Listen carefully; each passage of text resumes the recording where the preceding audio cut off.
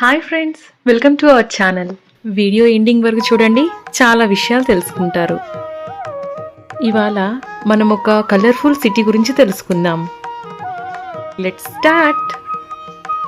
ఇప్పటికే మీకు అర్థమైపోయి ఉంటుంది చూడగానే నేను దేని గురించి మాట్లాడుతున్నానా అని. అదేనండి, ప్యాలెస్ల నగరం అని పిలుచుకునే మైసూరు. కర్ణాటక సాంస్కృతిక రాజధాని అని పిలుచుకునే ఒక అందమైన ప్రశాంతమైన నగరం గురించి ఈరోజు మనం కొంచెం తెలుసుకుందాం. అదే రాజసం ఉట్టిపడే మైసూరు. ఫస్ట్ ఆఫ్ ఆల్ మనము దీని చరిత్ర గురించి తెలుసుకుందాం. మైసూరు చరిత్ర ప్రధానంగా ఒడియార్ రాజవంశంతో ముడిపడి ఉంది.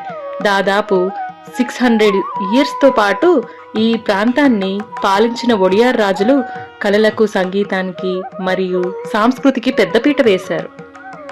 వారి పాలనలోనే మైసూర్ ఒక సాంస్కృతిక కేంద్రంగా అభివృద్ధి చెందిందన్నమాట.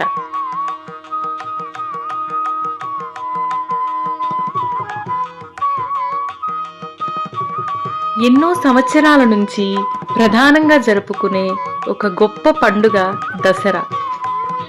మైసూరులో దసరా వేడుకలు జరుపుకునే సాంప్రదాయం 15వ శతాబ్దంలో విజయనగర సామ్రాజ్య కాలంలో ప్రారంభమైంది. అయితే మైసూరు రాజ్యాన్ని పాలించిన ఒడియార్ రాజవంశం ఈ ఉత్సవాలను నేటి వైభవానికి తీసుకొచ్చింది. 1610లో రాజా ఒడియార్ ఈ వేడుకలను ఘనంగా ప్రారంభించారు. ఈ దసరా ఉత్సవాలు 10 రోజుల పాటు జరుగుతాయి.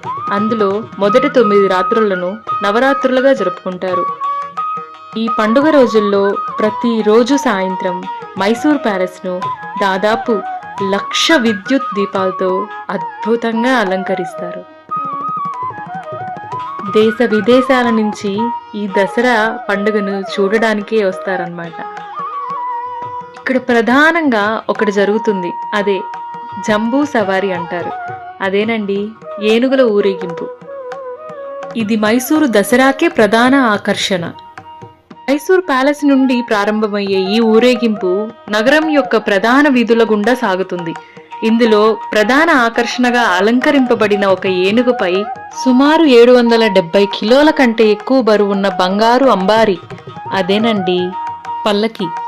ఆ పల్లకిలో చాముండేశ్వరి దేవి అమ్మవారి విగ్రహం ఉంచి ఊరేగిస్తారు. ఈ అద్భుతమైన ఊరేగింపులో రంగురంగుల శకటాలు, నృత్య బృందాలు, సంగీత బృందాలు, అలంకరించిన ఏనుగులు, గుర్రాలు మరియు ఒంటెలు పాల్గొంటాయి. రాజసం ఉట్టిపడే దృశ్యాన్ని చూడ్డానికి ప్రపంచ నలుమూలల నుంచి లక్షలాది మంది ప్రజలు వస్తారు.